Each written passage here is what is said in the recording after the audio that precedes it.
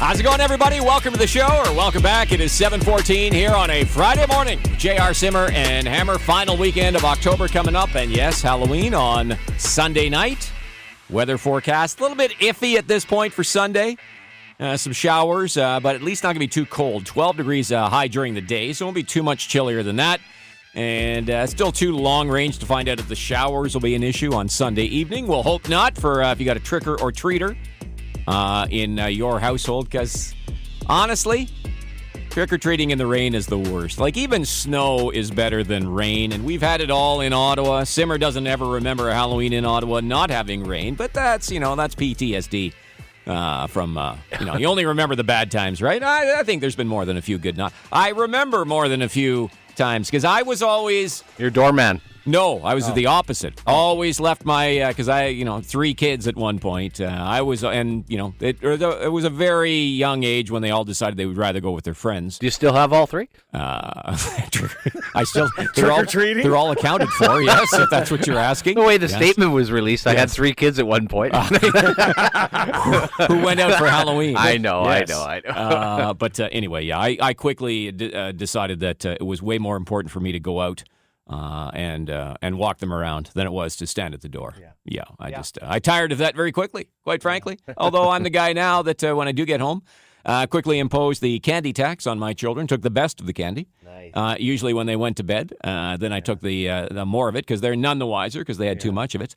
And then you're up super early. You just grab her and go. What was your go-to? It was Kit Kat, wasn't it? Kit Kat usually, yeah. Yeah, but then What then?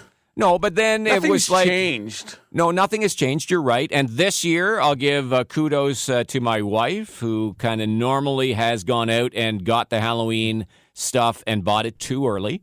And then we ate it all, of course, and then had to go out and buy more. This is all before Halloween. Yeah. This year, no Halloween candy in that. In fact, I don't even think there's any there now.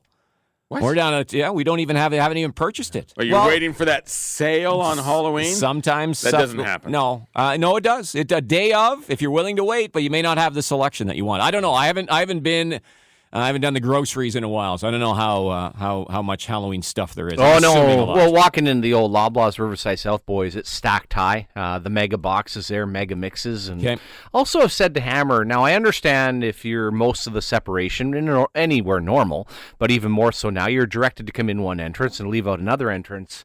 As you leave the Loblaws, where I'm at, JR, there's like A&W root beer, and there's Pepsi and everything else, where I understand the middle aisle. Okay, I can grab that on the way in. I've never really understood what you're trying to sell after I've already made my purchase. Like, is that not poorly planned by whoever's trying to sell the A&W root beer right there, where it's like, I'm not... They're hoping you're hungry. They're hoping you're thirsty. Who's honestly going to turn back? Like, I'm not, at least I'm not, but I just think that's kind of weird on my way out. I've already made my purchase. It makes me think about it maybe for next time, which I never think about next time I go. Well, and I go to the grocery store every single day. It's like the LCBO. You go rummaging through there and you buy way more than you need, and then you get to the cash and you're like, oh, here's some small sampler bottles I might want to try. Well, and then you have 2 or 3 of those. But that would be if they're on the other side of the cash. So correct. Yeah. That's the wise. That's what smart. That's what smart places do all the time. They put those low priced kind of impulse buys, I think they call them, right? Anyway, well, perhaps if you, like us, haven't completed your Halloween purchases yet, and maybe you'll have to have something new to some of us. The Hawkins cheesies that became all the rage on the show yesterday. Amazing. To the point that the Hawkins cheesy people who are now the plant is in Belleville. Plant's right? in Belleville, The plant where they make the cheesies is in Belleville. Nice. I'd not even heard of Hawkins cheesies until insane. You waxed on about it yesterday. Well, I don't look that closely at cheesies. I had cheesies back in the day, like cheesies. Expand your universe. Try new things. Then I moved to the jalapeno Cheetos. Jalapeno. Okay, that a lot of people are with me on. And again, per Cheeto, in terms of price point, that's a full bag. You getting a lot for your dollar right there? Small and skinny, like they're really nothing. Oh, but they're pretty tasty. Anyway, did you purchase this bag of Hawkins cheesies? Because it sounded like you were basically begging to be given some by the Hawkins rep that we found out listens. And good morning to Rod Broderick, who is the Hawkins rep here in town and an avid listener to the station. All and right. no, good old Rod did not drop any off, and nor did I solicit. Sounded like you did. And not a chance. No, I solicited on your behalf, Hammer. You deserve at least a box. Come on. 87 George Street, Rob, you're listening, RB. We're giving you so much. Give Hammer a little love here. All right, so listen, you opened up the bag during the break. So, Yeah. Simmer, you've never had a Hawkins cheesy before? Not that I recall. I went to yesterday to look for them, and they do not have them at my place. So I did go up and down the aisle and tell Rod what the place is, and then he'll know to make a sales call. Well, it's Loblaws. Okay. And Hammer, you said you grabbed it at the Metro.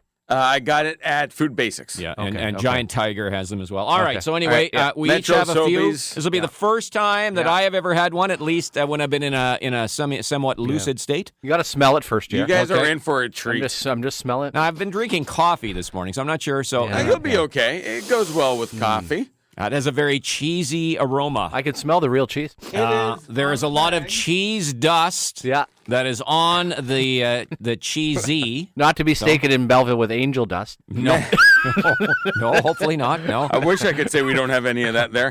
Made with real cheddar, Canadian cheddar cheese. Is it spelled REAL? No, it's real cheese. Made in Belleville. W.T. Hawkins Inc. right there. Okay, all right. So here we go. All right, here we go. Taste test time for the Hawkins cheese. Listen to that crunch. Oh, wow, yeah. That is good stuff. Oh, yeah. Oh, JR went 2. No, I think right off the get-go. I think you got to get the true. I'm going to go third. No, he's going 3? Wow. Just so I get the true feel of it. And there's varying sizes to this. I always go for the big dogs first. I love just getting into those. Well, that's good, Hammer. And I like a little on the salty side, which I'm great with. Yeah, it goes great. It pairs nicely. Does that pair nicely with a Pinot Grigio? I'll say this. Pairs well with Jack Daniels. Anything. Pairs well with crunch any factor. beverage. The crunch factor is excellent. Yeah, it is Obviously actually, very fresh. Yeah. Okay, so full marks, 10 out of 10 on that one. Tostitos can have a little tendency, Hammer, to be almost a little too firm. This is right perfect, as you had talked about yesterday. It's not the soft old cheesy, but it's right there where it's just a nice tasty treat. Even for a lot of the older people in Belleville that have dentures, I'm assuming that's still very on. Chewable. Well, it's Chewable, good. very It's good. I like them. Yeah. I don't. Boy, did you not say that with any conviction? No, they're really good. Do they come in? Is it this is my bar. Yeah. Okay. Am I going to buy the Hawkins cheesy, or am I going to buy the jalapeno the Cheetos, which is my bar? I get it. Okay. I'd have to say for the here and now. Yep. Sorry, Rob, still leaning jalapeno Cheeto, but this is a strong contender. Okay, let me ask you this question and pose it this way. If you weren't looking for the jalapeno flavor, all right, and you just had the plain old Cheeto, boring Cheeto, and the Hawkins, and that ridiculous, soft, oily, gushy, Humpty Dumpty kind that you got working, what are you picking? The choice is obvious. You're picking the Hawkins. I'm grabbing Hawkins all day long, Hammer. Also, the fact it's local, so no, totally. That's right. Now, have they not ventured out, or it's just straight cheese? There's nothing else. No, I don't believe they ventured out. They do one thing extremely well, and they stick to it. And that's the Canadian cheese. Did you know Mr. Hawkins, the inventor of this, when you were growing up? It's actually the actor Anthony Hawkins. I looked it up. Anthony Hawkins. Yeah. No, never met the fine gentleman. Okay. I believe I went to school with a daughter of a high executive at one time. They have executives. They have executives that, well, of course, man. Does that mean anything? Did you know anybody that worked in the Hawkins plant? No, and I don't know how I didn't end up there. Is that a fairly big deal though? What does that mean? If you're running the Hawkins plant, Hammer, is that a bit of a celebrity status in Belleville? I have no idea, because I'll be honest, I never crossed paths with anybody that worked there, so I don't know if it's a company of one, and he's just old WT is just taking care of it all, or if there's maybe just a small group of 5 or 6, but it was never like, hey, I'm going to get a summer job. Let's get my resume into Hawkins. Are you worried this is a facade and they're actually being shipped in from China? And Not at maybe all. there's not, because you have never met anybody that works at the Hawkins plant. That's a bit weird. It's true. It's written on the bag, made in Belleville. You can't lie about stuff like that. Like how many people would work there? Guesstimate, like hundreds? I'm not gonna go hundreds. I don't think it's a Black Diamond cheese kind of operation in Belle Vegas. I'm going with 30. 30? Oh, okay. I'm going with a nice, tight group that probably still enjoy a good Christmas party because they all know each other. They've worked together. Probably university degrees. And I'm guessing probably they have a company softball team. I'm going to guess they have they have their own internal league. Yeah. See, I'm thinking like Google campus here in Belleville. That's what I'm thinking, and that's what Hawkins has. Hawkins has a campus. They have a campus? That's what I'm thinking. Okay. Do you even know where the plant is? No, I don't. You don't? I don't. Belleville's not that big. I know. That's why I'm starting to get a bit worried as to where this stuff's being shipped in from. It's coming in like on a barge. I'm being honest. I have no clue where their company building is in Belleville. There's that Wilson, when I drive by in the 401, if I don't stop at one of the there's that Wilson.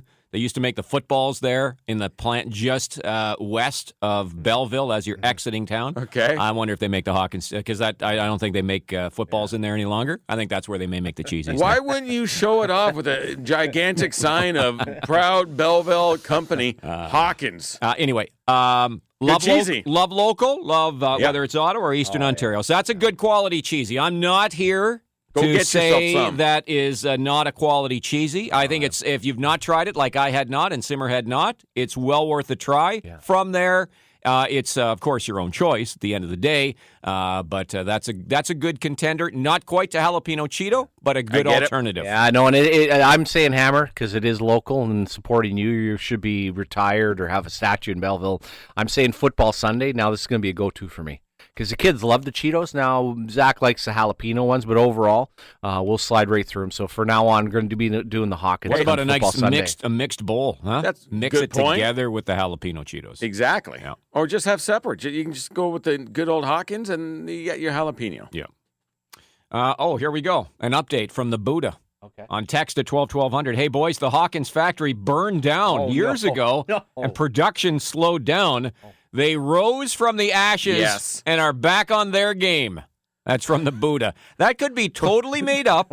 I just read it, but we all love a redemption story. Yeah. And Buddha, if you've made it up, good on you, because I just read it and I believe it. Yeah, one of the best things you want to do when you want to restart your company, JR, is burn down the factory.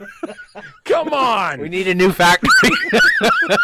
How do you like the smoked Hawkins?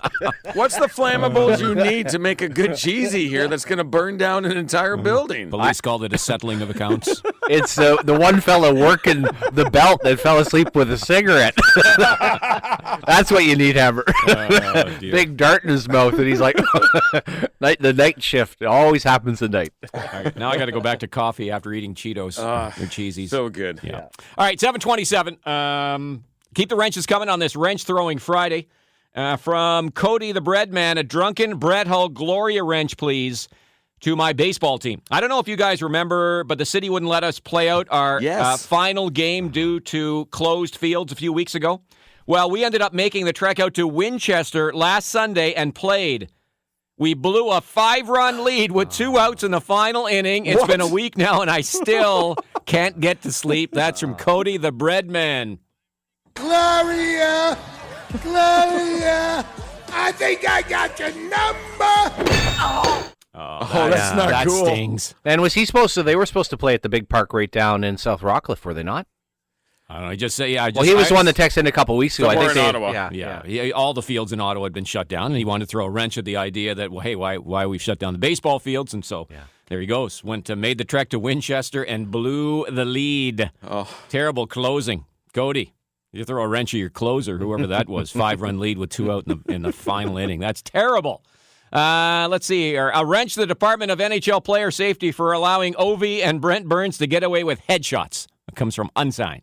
Not yes, hell yes. There you go. All right, keep the wrenches coming. Again, when you text us, standard messaging rates apply. 1200 is how you text us. You can also tweet your wrenches at us at TSN 1200. Again, the breaking news of the morning this morning, Joel Quenneville has resigned as head coach of the Florida Panthers. That was announced late last night after his meeting yesterday afternoon with NHL Commissioner Gary Bettman.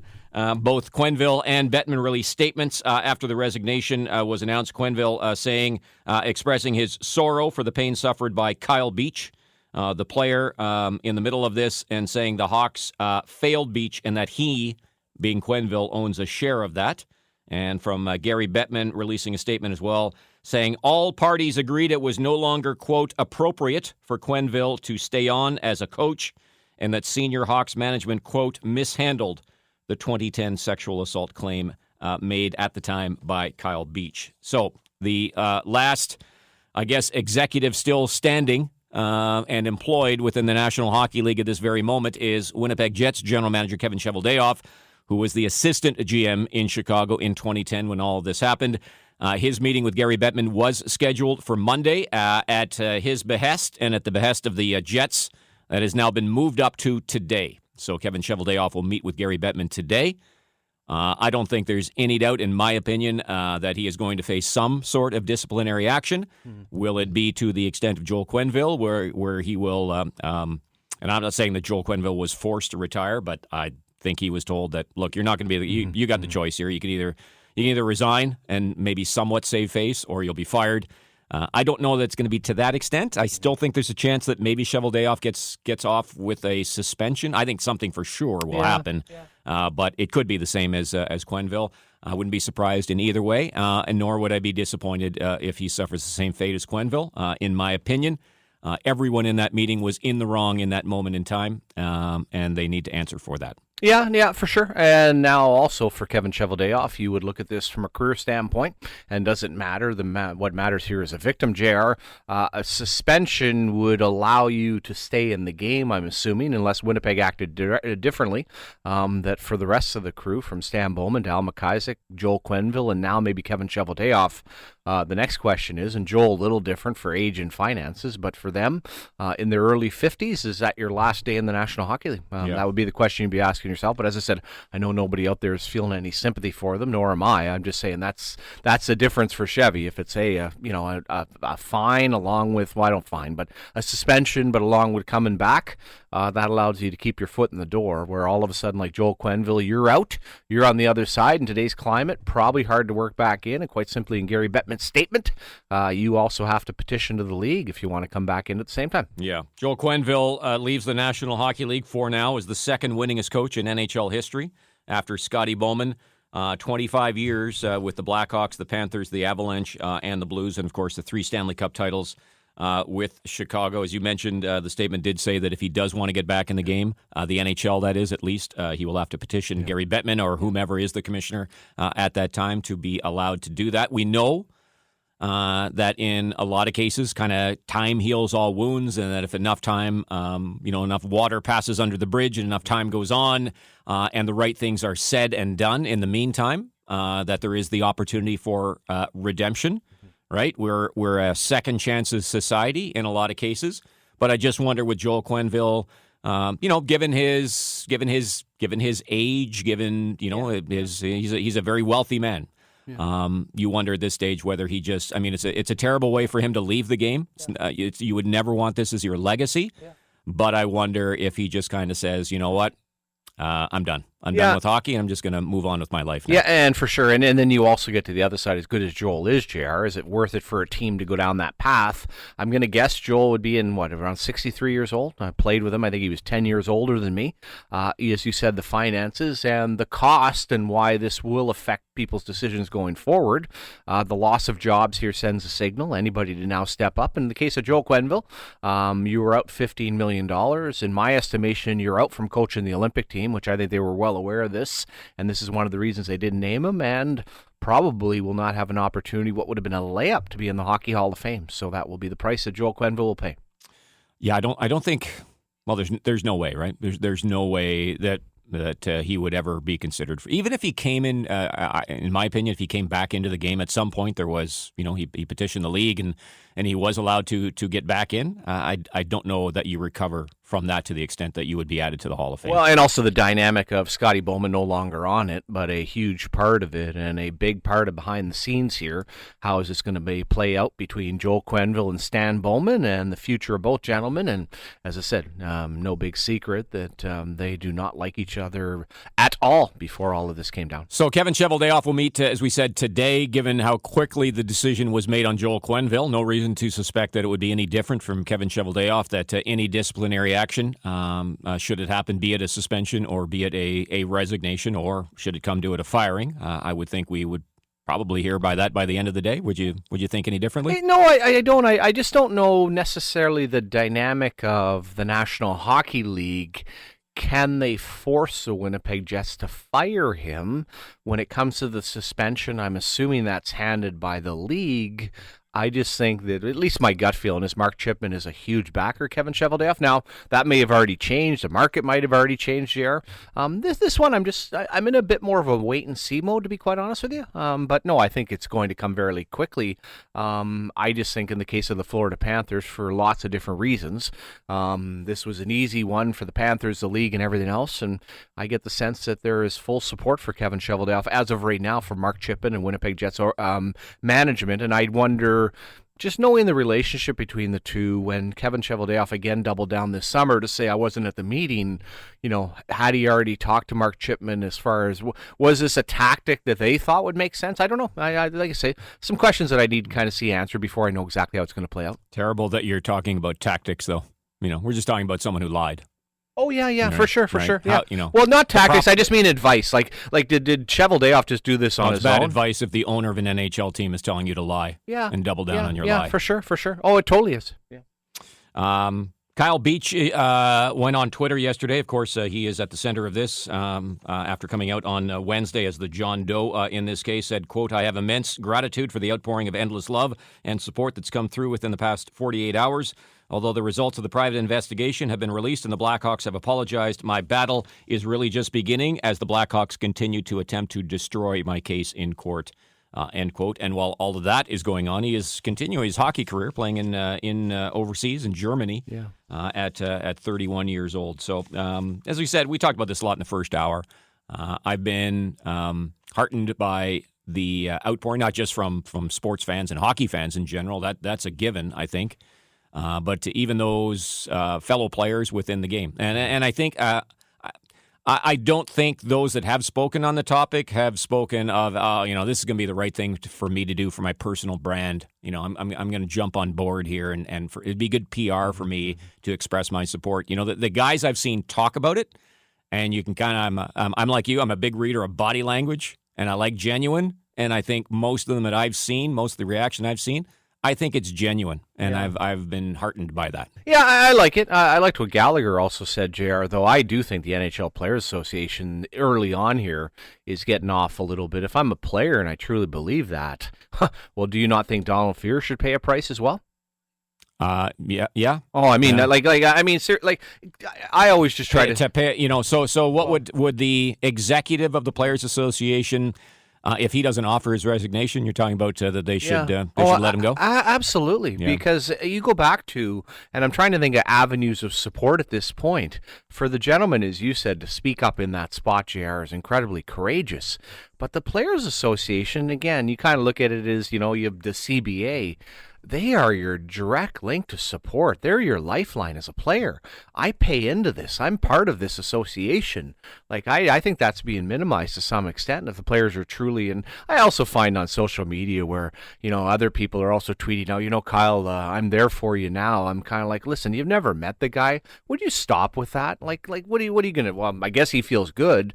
The people that supported him back then, that have helped him along, and those are the people that should be applauded, not the people 10 years later jumping on and saying, well, I wasn't there for you then, but I'd love to help you now. Mm-hmm. And the Players Association, to me, this should be, like I said, for the players, because this is, as I said, Jay, and they do some great work. We've seen it here with Bobby Ryan. You see Carey Price going, but man, that's your lifeline as a player, right? Because you can't trust the team at that point, right? Who do you trust if you're Kyle Beach at 20 years old? Obviously, you don't trust the Chicago Blackhawks. Players Association is supposed to be my place of safety, and so, like I said, I don't think that should be minimized. Agreed. A couple of texts at 12-1200. Honest question: why would Cheveldayoff have a different repercussion than Quenneville. Chevy was higher up in the organization and should face at least the same. They're all complicit. Don't disagree with that they're all complicit within this, but as you said, Simmer, in all probability, and you walked in the shoes of an assistant general manager in a meeting like that of that gravity.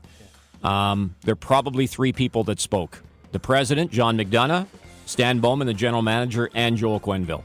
Yeah.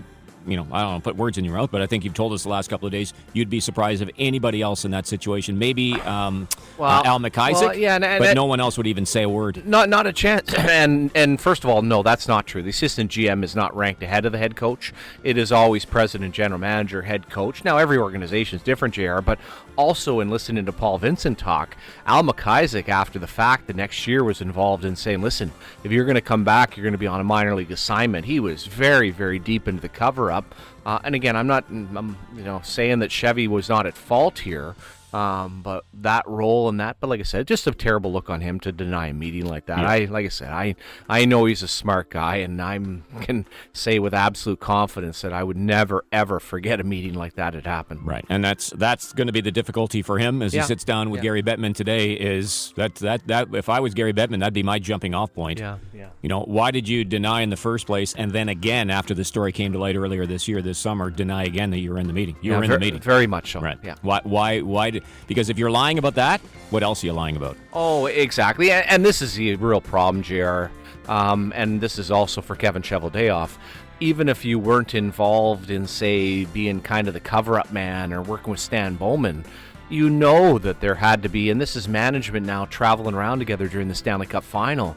You know, whether you go to dinner, you go to the gym, you're at the rink, this had to be a hot topic of conversation, that a lot more discussion, a lot more dialogue must have went on as you separate the coaching staff to do their job, but between Stan Bowman, between Al McIsaac and Kevin Cheveldayoff. Do you know what I mean? He didn't just talk about it that night, JR. That's ridiculous. Andrew Burnett the former player, and longtime assistant to Joel Quenneville, will take over as the interim coach of the Panthers. And at least one person, Kevin Weeks, who's now with ESPN, speculating that John Tortorella could end up as Joel Quenneville's replacement, behind the bench, full-time replacement with the Florida Panthers. Would Bruno have been on that team that won the first cup, JR? Did he ever win a cup in Chicago? I only remember him in Minnesota, so I don't know. I can look it up. We'll do that during the break. All right, thoughts on any of that? Always welcome. Text us at 1200.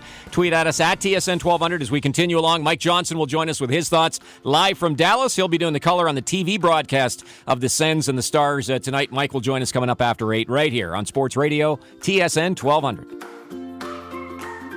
Maybe a little Jameson's and a Hawkins cheesy. Huh?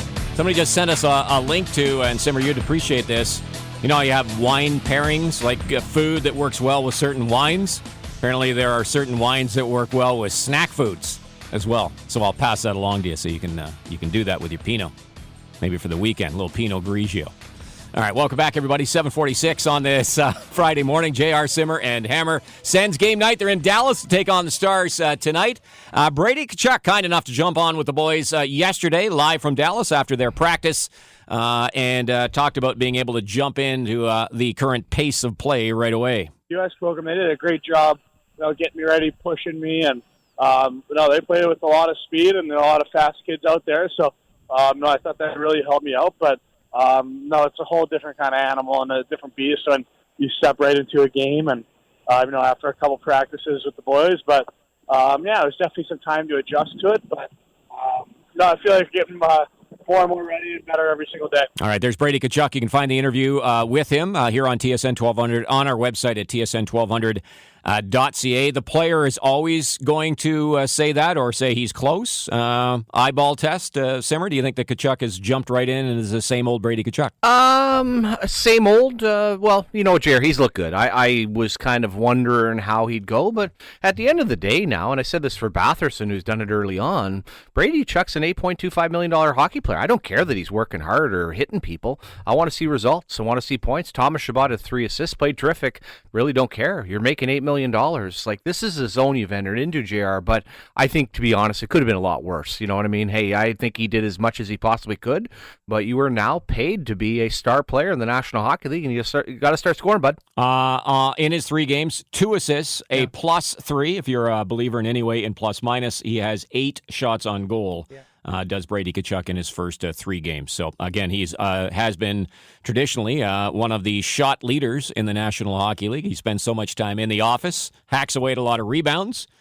So at 3 shots, I'd have to look at what it ended up being average per game last year when he was among the league leaders in shots on goal, but averaging just under 3 shots a game so far. Yeah, and I just want to see more quality chances in a sense of the line's going to get better and better, JR. But as I said, you just have to remember, and that's not negative or putting pressure, but for Batherson, like I said, you quickly go through and you look at Detroit, and a guy like Raymond is a point-of-game player, and we keep gushing about Tim Stützle, which I love the fella, and he's only 19 years old, but the realization that flash and dash and everybody looking great, like I said, for those higher paid players, now it's just all about performing. That to me is the incredible part when I look, and I'll use the trio in Boston, especially Marchand and Bergeron. Like, it's amazing, JR, and I don't care what you're paid, whether you think you're underpaid. The fact they perform at such an incredibly high level year after year, you know what I mean? That's really hard for an athlete to understand every day in an 82-game season. It's not me just showing up and working hard. I've got to produce offensively. Mm-hmm. If I were to ask you, and maybe you know the answer, if you do, don't blurt it out right away. Okay. All right? If I were to ask you who is the plus-minus leader on the Ottawa Senators, have you seen this stat? No, I have not. Okay. Who would you guess? Now again, plus-minus for a lot of, especially with analytics now, has proven to be a bit of a bogus stat. I look at it and I go, if somebody's number and it's either a huge minus when most of the team is a plus, or it's a plus when most of the team is a minus, is usually, that's kind of what I read. I don't try to overread into it, but that's one for me. Who do you think has been on ice more than anybody else in terms of plus minus in a positive way? I'd go with Zub. Incorrect. No. Okay. Yeah. Tierney. No. Hang on. I just want to make sure I get this right because I'm looking at. Is it Victor Mete? It's Victor Mete. No, hang on. You know what? This line of questioning, because I was looking up as I went, please ignore it. Okay. Thomas Chabot is a +5. Okay, because very good. Never mind. If Victor Mete is somehow leading, then I'm going to get rid of the entire stat. But the thing with -5. the thing with plus minus, OJR, I mean, to me, it is when it comes to 5-on-5 hockey that's very important. I still think it's a really important stat, and who you're playing with and those other things factor in. You know what it is? I'm on NHL.com. Okay. And because I bring up Send Stats, and it's got the current stats. All the stats, but on the right-hand rail, it's got the team leaders. Still has last year's stats there. So I quickly glanced at it, and I was looking at, it's the first one I looked at was just plus-minus because it was at the top. Victor Mete, +8. Yeah. I'm going, wow, I don't think Victor Mete's played that well, and he sat out a bunch of games. How could that be? After that Toronto game, and also when you want to take away from it, the big sale on Del Zotto when he rolled into town was he was the only plus player in Columbus. That's right. You get into the minutes, so like I said, there's all kinds of ways to break it down from a sense perspective, and as I said, I do put some into that. And when you watch Zub and Chabot with the Norris line, boy, it's exciting. But at the same time, the real key for them, JR, to go next level is to become the ability to score 5-on-5, right? Not just be a special teams group and, not just be putting up big minutes. You got to start seeing that as they come. And I think it'll come. Where do you come down on because this has become a discussion point to the point where the coach has been asked now about it. Where do you come down on should they break up Chabot and Zub, who have been terrific together, but really, there's those two. Holden has been okay, and then the rest have been a mishmash of not very good. Do you break up your best combination to kind of spread the wealth, as it were, or keep them together, play them maybe a little more than they probably should, and just take your chances with the rest? Yeah, I mean, you have no choice but to break them up at some point, JR. I hate it. I resist it. I overhype Zub because I have fun with it, and I also see the comfort level for Thomas Chabot, but in the truest part, and this is a problem I had with Method and Carlson, at some point you almost as a leadership group have to go to the coaches and say, it was ridiculous when Method and Carlson played together. They were unbelievable. I mean, the next crew coming out from, I guess, would it be like Cowan and Weirkosh and whoever was in the lineup at the time, they had to be able to say, hey, I want to help other people. And Thomas Chabot at $8 million, JR. I'm not saying Zaitsev works, but you would like to think that if you slid Holden into that spot, put Zub with somebody else, you're going to create it. But and I think it would tell you, for the nights that they've struggled, the fact that they haven't even gone back to Del Zotto tells me they don't have a lot of confidence. Would you agree? Agreed. Yeah, Agreed. And so anyway you shift it after that pairing right now, unfortunately, you're going to come up with a one really weak pairing that does not work well with each other. So, I think at some point here you're going to have no choice. I always liked your idea, or at least what you observed in Detroit, right, where Nick Lidstrom played with everybody. And I just wonder whether, as opposed to kind of throwing out 3 twosomes and 3 pairs, I wonder if it's, hey, look, Shabbat and Zub play together to start a game, end a period, the important minutes at the ends of periods and that sort of thing. But then you kind of mix and match them with some of the others. So, you're dressing 6, but you're kind of trying to have at least one of those guys on the ice 75% of the time, if you can. Yeah, and would you ever look at something as simple as, hey, how am I going to make this work? And you move it around, and do you slide Holden up with Shabbat? Would you ever try Zub on his offside with Zaitsev and thinking, hey, if I could stabilize that as a pairing, and then whether whether you're mixing Brown, you sound like Red October. Worst at no Richard Gere in one of those Jack Ryan ones where he tried to do the Irish accent. That wasn't Jack Ryan. That was just a really, really bad movie with Bruce Willis. Day of the Jackal? And him. Day of the Jackal? Yeah. Worst attempt at an accent ever. And I like it too. He should have just gone with an Irish Spring. All right, 6:30 pregame show. Graham Creech will take you through that with Jamie Baker. 8:30 face-off tonight. Dean and Gord live from Dallas. Sens and Stars. And then the Sens are off this weekend. Actually, don't play again until Monday in Chicago. Should tell you it is a Red Blacks game day as well. They're playing at TD Place versus Calgary. Kickoff is at 7 o'clock. 5:30 pregame show, so it's a bit of a mixed bag here on TSN. We'll start with the Red Blacks pregame show here on TSN 1200. Then the coverage of the game will switch over to 580 CFRA as we'll pick up the Sens pregame show at 6:30. And if you're a 67s fan, you want to listen to their game, Kenny Walls will be in Kingston. You'll find that online at tsn1200.ca. 67s and Frontenacs. They'll play a return game here in Ottawa tomorrow afternoon at 2 o'clock. At TD Place Arena, a game we'll have for you here on TSN 1200. So a busy night and a busy sports weekend ahead. We'll take a break. When we come back, we're going to play our TSN 1200 $1,000 minute. If you'd like to play the game, text us right now at 1200. Standard messaging rates apply. All right, we'll take texter number 50. And all we need is your first and last name. And hopefully we'll give away $1,000 for somebody heading into the weekend. We'll do that next on TSN 1200. TSN 1200's $1,000 minute. All right, we're ready to go with our contestant this morning, and it is Joe. How are you doing this morning, Joe? I'm doing well. How are you guys? Excellent, thank you. Big plans for the weekend? No, not so much. Okay, are you a Halloween guy at all, or kids or anything like that? Yeah, 3 boys will be going out. Okay. Do you have any idea, Joe, what their costumes will be, or is that left up to someone else? Well, they're at 10 years of age, so they're kind of trying on some old ones. And, okay. And they fit. All 3 of them are 10? All 3 of them are 10. You have triplets? I do. And they're all boys? They're all boys. Oh, God. Can we just have a moment here for Joe? Can we have a moment, please, for Joe? Joe and your wife and the entire extended family, please? Thank you. Oh, my God, Joe. Give him the $1,000. How do you do it, Joe? A lot of help. A lot of help. Okay, all right. Yeah. Jack Daniels. Maybe $1,000 would help as well. Joe, here's the way the contest works. I got 10 questions. You got 60 seconds. If you go 10 for 10, Joe, we're going to give you $1,000 for those 3 triplets that you got. We'll give you $10 per correct answer.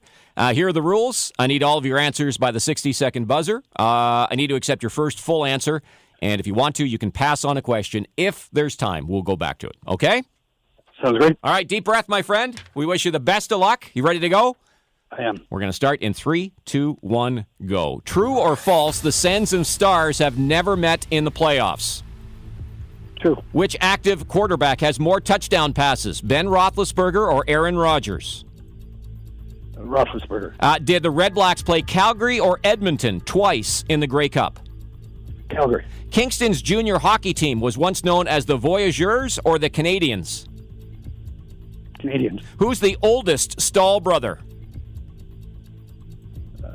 Eric. The LeBron James played his first NBA game on this day. Who did he play it for? Cleveland. Who's the second Splash brother with the Warriors, Steph Curry? Is it Klay Thompson or Andrew Wiggins? Thompson. When Dallas last won the Stanley Cup, who scored the overtime winner with his foot in the crease? Brett Hull. What city did the Arizona Cardinals formerly call home? Phoenix. When the Sens got Nikita Zaitsev, who else did they get from Toronto in that trade? Yeah, I didn't know. I didn't know. Okay. All right. You'll know when we tell you. All right, Joe, let's see how you did. I think pretty decently. True or false, Sens and Stars have never met the playoffs. That's true. Which active QB has more touchdown passes is actually Aaron Rodgers. Aaron Rodgers, I think it's 4. He's about 20 ahead of Roethlisberger. Red Blacks and Calgary have played twice in the Grey Cup. They played Edmonton once.